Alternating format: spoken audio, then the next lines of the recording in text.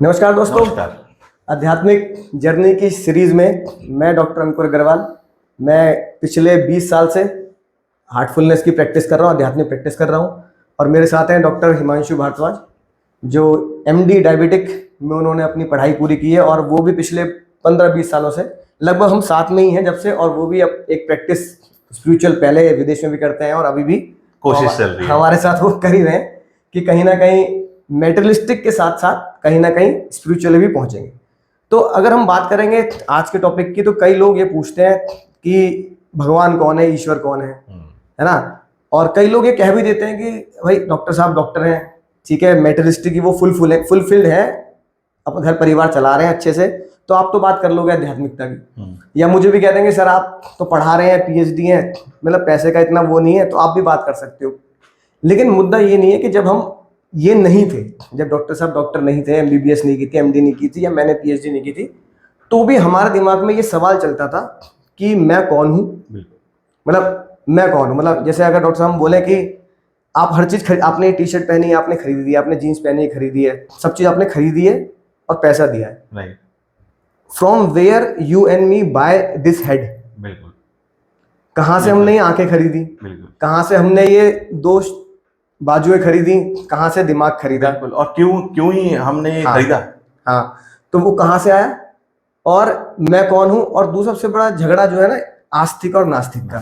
तो एक शॉर्ट एक डिस्कशन करते हैं डॉक्टर साहब कि पहले आप बताएं आपके क्या विचार है, फिर मैं अपने विचार रखूंगा।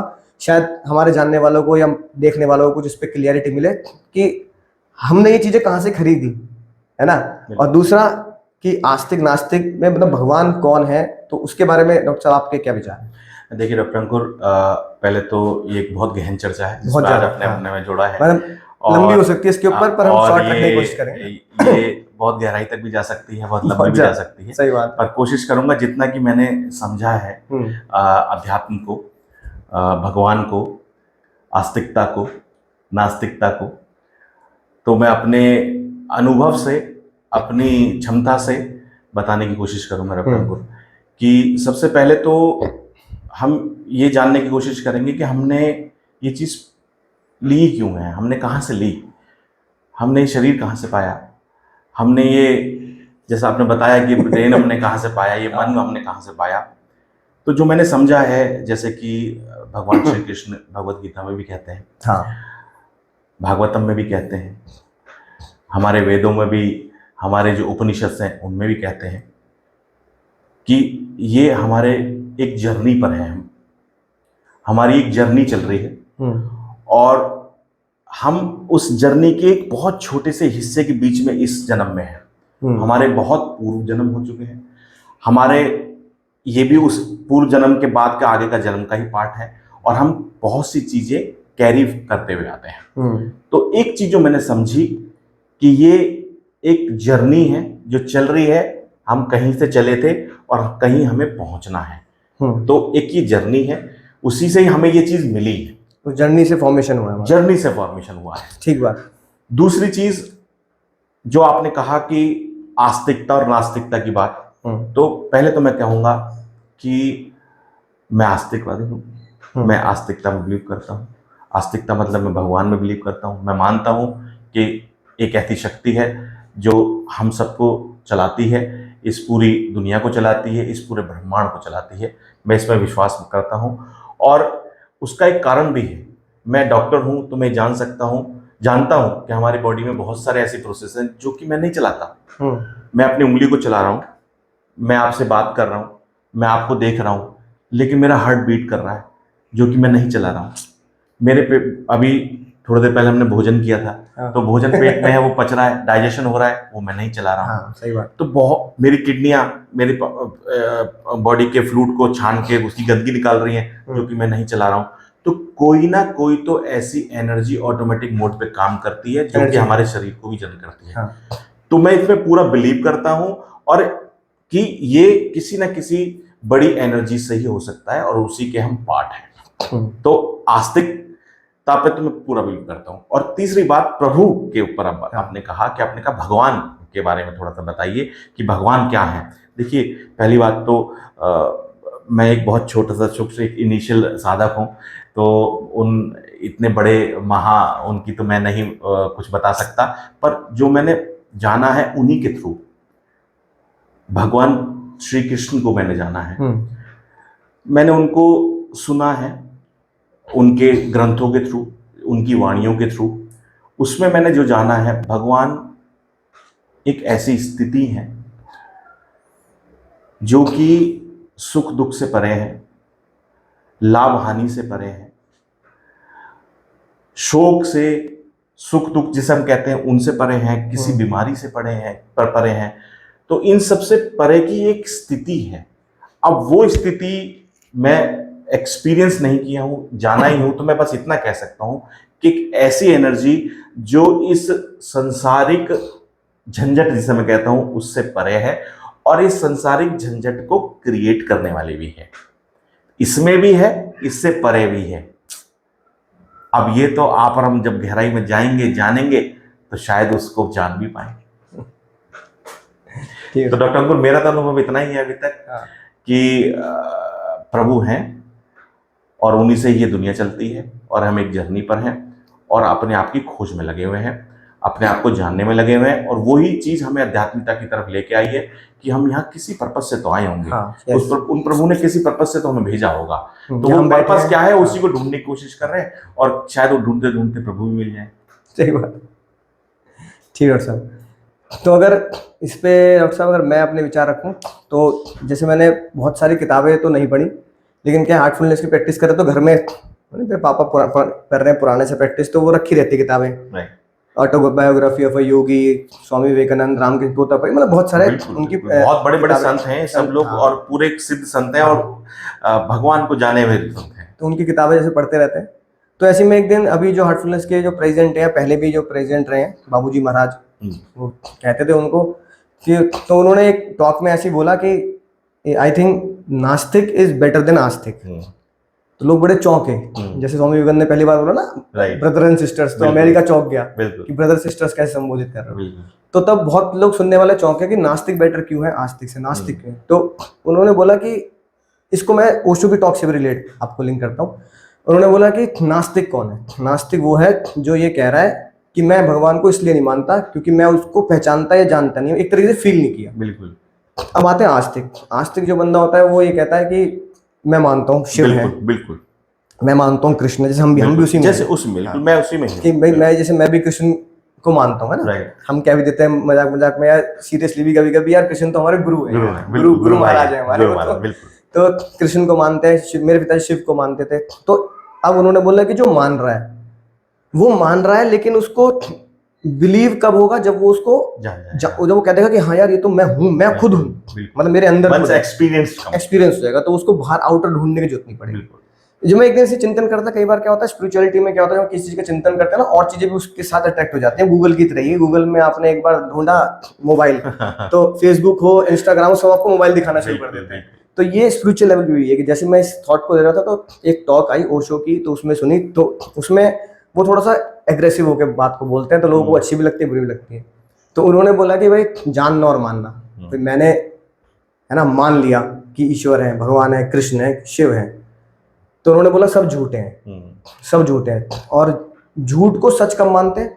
झूठ को सच जब मानते हैं जब पूरी दुनिया झूठ बोल रही हो। भाई मैंने बोला कृष्ण है, आपने बोला डॉक्टर साहब कृष्ण है, हमारे घर वालों ने बोला कृष्ण है, मैं ना, मेरे पिताजी ने बोला शिव है, सोशल प्रूफिंग कहते हैं उसे, दादा दादी ने बोला है, राइट, और आने वाली पीढ़ियों को हम बोल रहे हैं वो है, हमारे मंदिर में है, बिल्कुल हमारे मंदिरों में है। तो ओशो ने बोला सब झूठ बोल रहे हैं। अब ये सच क्यों मान रहे हो तुम? क्योंकि जिसे पूरी दुनिया झूठ बोलती है, बिल्कुल उसी को सब सच मानने लगते हैं, उसी को सब सच मानने लगते हैं। ये प्रैक्टिस है। आपने कोई भी झूठ को अपने आप को बोला 21 दिन लगातार, तो आपके अंतरात्मा मान लेंगे भी झूठ नहीं, ये सच है। बिल्कुल। तो हम सब ने ये माना कि भगवान है, भगवान है, भगवान है, भगवान है, सबने मान लिया है। अब खाली इंडिया में नहीं, पूरा विश्व मानता है कि पूरी पृथ्वी मान रही है कि क्या है, भगवान है। तो यानी पूरी, उन्होंने बोला पूरी पृथ्वी झूठी है। अभी कुछ लोगों को बुरी लगती है माता, क्योंकि वो आपके अहम को मारती है। बिल्कुल बिल्कुल, जो उसको बिल्कुल पकड़ के बैठा हुआ है, तो उसको तो चुभ ही जाएगी, वो चुभ जाएगी। तो उन्होंने बोला कि ये हो गया जानना, ये हो गया मानना, कि मानता हूँ। फिर उन्होंने बोला कि मानना फर्स्ट स्टेप है किसका? जानने का। अब आपने जब मान लिया तो आप उसको पाओगे कैसे? तो शायद उसमें से सिर्फ एक ही होंगी, जिसे हम बोलते हैं मीराबाई। उन्होंने पहले माना कि मैं मानती हूँ कृष्ण है, फिर उन्होंने जान लिया। जान कैसे लिया? उन्होंने अपने अंदर उतार लिया। बिल्कुल। तो ओशो ने बोला कि मूर्ति और पूजा, इसको हम अगले टॉपिक में डिस्कस करेंगे। तो उन्होंने बोला कि मूर्ति इनिशियल स्टेज है, पूजा जब इंसान करता है तो भूल जाता है, वो नाचने लगता है। तो आपने जब कृष्ण को मान लिया तो फिर वो जहर भी दिया गया। बिल्कुल। वो जहर दिया गया तो पूरा जहर पी गई, जहर पी गई तो फिर भी जिंदा रही। फिर जिस डॉक्टर से जहर बनवाया, जो औषधि वाले बंदे से जहर बनवाया, तो राजा ने उस पर शक किया, तो उसको पिलाया, वो मर गया, है ना। इस तरह से फिर मीराबाई आई, कह रहे ये कैसे मर गए, कि भाई जहर पिलाया, ऐसे ऐसे हुआ, तो उन्होंने उनको जिंदा कर दिया भगवान की। तो उन्होंने जान लिया वो कनेक्शन क्या है। तो एक तो ये हम जानना और मानना बहुत जरूरी है। तो हालांकि हम कहने में आसान चीज है, और कितने लोग इस पे जर्नी पे चल रहे हैं। तो जानना और मानना दोनों अलग चीज होगी। तो हम जान तो चुके हैं यहाँ पर, हम मानने की जो आप कह रहे हैं ना उसी जर्नी पे हैं। तो शायद हम इसलिए बैठे हुए हैं कि एक दिन सेल्फ, इसे बोल देंगे सेल्फ रियलाइजेशन में, हम एक बार कभी ना कभी सेल्फ रियलाइजेशन में। Interesting point. अब हम आस्तिक हैं सारे, तो हमें पहले नास्तिक के लेवल पे आना पड़ेगा, एनालिटिक लेवल पे आना पड़ेगा, और फिर एनालिटिक लेवल पे आके वो रिजल्ट कैसे आता है, जब मैं उसे एक्सपीरियंस कर लूंगा। बिल्कुल। एक्सपीरियंस के लिए ध्यान बनाए, ओशो भी ध्यान, बहुत सारे लोग ध्यान करते हैं, माइंडफुलनेस भी ध्यान करें, एक्सपीरियंस के लिए ध्यान बनाए। ध्यान करिए, मतलब मान तो लिया है, उसको जानने की जर्नी में आप स्पिरिचुअल प्रैक्टिस शुरू कर सकते हैं। इससे फायदा आपको तो होगा ही होगा, आपके परिवार को होगा, चीजें बैलेंसिंग होंगी, आपके आने वाली पीढ़ी को होगी, और जो आपकी प्रीवियस जनरेशन है, दादा होंगे, आपके मदर फादर होंगे, चाचा इन सबको प्रैक्टिस होगी, आप आस पड़ोस को प्रैक्टिस होगी, इसमें चेंजेस कैसे आ रहे हैं, राइट। बिल्कुल। और जो हमारा एक आखिरी सवाल ये था कि ये शरीर कहाँ से आया, जैसे आपने बोला पिछले उससे, तो उसमें मुझे अध्याय 2 याद आता है भगवान कृष्ण का। तो भगवान कृष्ण ने अध्याय 2 में, गीता के अध्याय 2 में शायद श्लोक नंबर 11-12 एग्जैक्टली, सॉरी उसे मुझे याद नहीं एग्जैक्टली, अभी इतनी पकड़ हुई नहीं है। नहीं, धीरे धीरे याद हो जाएगा। तो शायद 10 या 11 या 12 में से कोई है, मुझे ये सीक्वेंस याद आ रहा है। उसमें वो भगवान कृष्ण उस अध्याय में बोल रहे हैं, श्लोक में बोल रहे हैं कि 3 हमारे शरीर हैं, एक तो स्थूल शरीर, इसके अंदर हमारा एक सूक्ष्म शरीर है, उसके अंदर कारण शरीर है। तो उन्होंने बोला जो हमारे कर्म है वो कारण शरीर में जा रहे हैं, कारण शरीर में, यानी कि डीपर लेवल पे जा रहे हैं। और वो जो कर्म डीपर लेवल पे जा रहे हैं, वो कर्म ये डिसाइड कर रहे हैं कि अगले, वो मतलब एक विकसित हो रहा है, फूल जैसे विकसित हो रहा है, कॉज बन रहा है अगले कर्म के लिए। तो उसमें वो, अगर मैं एग्जांपल दूं तो थोड़ा डराने के लिए भी हो जाता है, थोड़ा समझाने के लिए भी। आप सोचो कि जो मेरे कर्म है, और वो कर्म मेरा विकसित कर रहा है कि अगले जन्म में मेरी छिपकली की पूंछ बन चुकी है, बिल्कुल। फिर वो छिपकली के पैर बन रहे हैं, और फिर वो छिपकली बन जाएगी। तो मेरे कर्म अध्याय श्लोक नंबर शायद 11-12 में लिखा है कि छिपकली की ओर बढ़ रहा हूँ, लेकिन उसका रिवर्स भी है कि मेरे कर्म ऐसे हो रहे हैं कि मैं अगले जन्म में वो फूल बन रहा हूँ, है ना, जो शायद बुद्ध के चरणों में चढ़ेगा, कि वो पत्ती खिल रही है, वो है ना, वो फूल बन रहा है। तो हमारे कर्मों से हमारा ये ब्रेन और ये वो है ना। और जैसे हम कई बार सुनते भी है ना, आजकल रील चलती है प्रेमानंद जी महाराज की भी है ना, तो उसमें एक रील में वो कह भी रहे थे कि भाई संत की श्रेणी में, और वो कह भी रहे थे कि भाई तुम अगले, अब खुद को कैसे तैयार कर रहे हो, ये तो देख लो तुम कैसे तैयार कर रहे हो। बिल्कुल। तुम कौन सा शरीर निर्माण कर रहे हो, कि आप इस जन्म में ही तय कर लें कि अगला जन्म लेना है कि नहीं लेना है। आज की हमारी बातचीत से अगर आप कुछ लेना चाहते हैं, जो मैंने लिया है, डॉक्टर अंकुर बताना चाहूंगा कि इन 2 सवालों के साथ जरूर रहें कि मैं कौन हूं और मैं यहां इस धरती पर क्यों आया हूं। बस ये 2 सवालों पे अगर आप अपने मंथन, अपने चिंतन को लगाएंगे तो वहां तक पहुंच जाएंगे जहां तक हम सब कोशिश कर रहे हैं। तो जैसे आखिरी में बात अगर मैं कहूँ डॉक्टर साहब की 3 चीजें हैं ना, जैसे हार्टफुलनेस के जो मास्टर रहे हैं, उन्होंने एक चीज बोली कि 3 योग बनना बड़ी, कहते हैं ना, बहुत बड़े सितारों का खेल होता है एक ही व्यक्ति के जीवन के लिए। एक तो उसका मनुष्य जीवन, सबसे पहला योग कि आप उस मनुष्य जीवन में हैं और उसका ज्ञान है आपको क्या मनुष्य जीवन में। दूसरा, एक उस धरती पे एक ऐसा स्पिरिचुअल मास्टर हो कि जो ये जानता है कि इस जीवन का उद्देश्य क्या है, वो हो। तो 2 चीजें कि आप हैं, आपको ये ज्ञान है कि वाई आई एम हियर, ये मेरा शरीर क्या, मैं कौन हूँ, हु आई एम। दूसरा, वो स्पिरिचुअल मास्टर धरती पे है। और तीसरा सबसे बड़ा सहयोग कि जो इन दोनों को मिला दे, मिलन, है ना, गुरु गोविंद दाव खड़े काको लागे पाए, जिसे कहते हैं बेसिकली। बिल्कुल। ये बलिहारी गुरु आपने, बलिहारी गुरु आपने जो गोविंद जी मिला। तो वो तीनों का, अगर कोई सतयुग है तो वो ये कहते थे, जो बाबूजी महाराज बोलते हैं, तो दाजी अब फिलहाल है, तो दादी कह रहे कि तीनों का जो मिलन है वो वही सतयुग का कारण है, वही आपके अंदर वो सतयुग है। कैसे कि वो आप हो, आपको रियलाइजेशन है कि मैं कौन हूँ, है, और क्या कहता हूँ मेरा जन्म क्यों हुआ है, ये सोच डेवलप, सवालों के साथ में हूँ मैं, इन सवालों के साथ हो आप।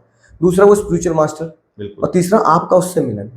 तो वो प्रैक्टिस आपको ढूंढनी है। अगर आप जैसे हमने आपको एक ये सवाल दे दिया कि आप क्यों आए हैं, बिल्कुल, आपने कहाँ से शरीर खरीदा है, और जब ये चला जाएगा तो मैं कहाँ जाऊंगा। वो इस जर्नी पर है, उस जर्नी पर क्यों है। यानी कि हमने आज का उद्देश्य पूरा कर दिया कि आपको ये सवाल आपके मन में डाल दिया अंतरात्मा में। दूसरा बिल्कुल, कि अब हमें ये एक बात माननी पड़ेगी, अगर मेरे अंदर ये सवाल आया तो वो एक हाई लेवल का स्पिरिचुअल मास्टर भी धरती पे है, वो है धरती पे। तीसरा जो मिलन होना है वो डिपेंड करता है आपकी प्रेयर पर डिपेंड करता है, और आपकी खोजने की चाहत पे डिपेंड करता है कि मुझे वो स्पिरिचुअल मास्टर मिल जाए जो वो, जिसे हम कहते हैं ना हम कहाँ जाएंगे, तो हम कहते हैं कि एक हो जाएंगे, यानी कि विलय हो जाएगा, मैं और वो शक्ति एक हो जाएगी। जहां से मैं आया मैं उसमें मर्ज हो जाऊंगा। इसे अगर समुद्र है उसमें बूंद गिर गई तो फिर बूंद का अस्तित्व नहीं है, समुद्र है, तो समुद्र में बिल्कुल सही बात। तो इसी आखिरी सवाल के साथ कि आप, अगर ये सवाल आपके मन में घर कर गया है कि आप कहाँ से आए और कहाँ जाना है, वो जर्नी डॉक्टर साहब ने बोला शुरू हुई और कहाँ खत्म होगी और कहाँ जाना है, क्या दूसरा स्पिरिचुअल मास्टर मैं कह रहा हूँ है इस धरती पे, हमेशा स्पिरिचुअल मास्टर रहे हैं। गौतम बुद्ध के टाइम पे भी थे, महावीर के टाइम पे भी थे, और आज के टाइम पे भी। तीसरा वो मन से तड़प और प्रेयर करनी है कि वो स्पिरिचुअल मास्टर से मिलके आप उस जर्नी पे चल पड़े, और वो चलने का हिम्मत आपको करनी है जिसके साथ आपका पूरा खानदान, पूरा कुटुंब चलेगा। आज हमने नास्तिक आस्तिक के बारे में चर्चा करी कि हम कहाँ से आए हैं और हम किधर जाएंगे, इस पे अध्ययन और गहराई में उतरने की कोशिश करेंगे, और हम भी कहाँ चल रहे हैं, कहाँ पहुंच रहे हैं, वो भी शेयर कुछ अपने एक्सपीरियंस भी शेयर करेंगे कि आप इस जन्म में ही तय कर लें कि अगला जन्म लेना है कि नहीं लेना है।